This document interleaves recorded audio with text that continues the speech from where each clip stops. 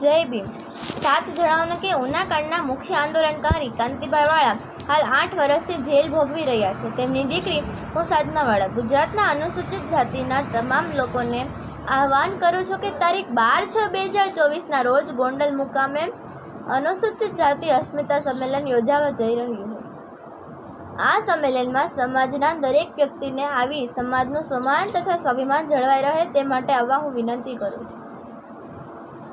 આ સંમેલન માત્ર ને માત્ર સન્માન સ્વાભિમાન માટેનું સંમેલન છે. અનુસૂચિત જાતિ સમાજ પર કોઈ હલકી માનસિકતા ધરાવતા તથા સરકાર દ્વારા આગળ આવવા અત્યાચાર ન થાય તે માટેનું આ સંમેલન છે.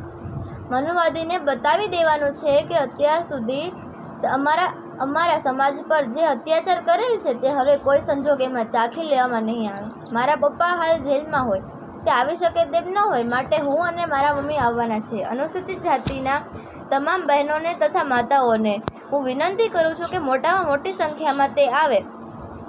જય ભીમ. નમો બુદ્ધાય.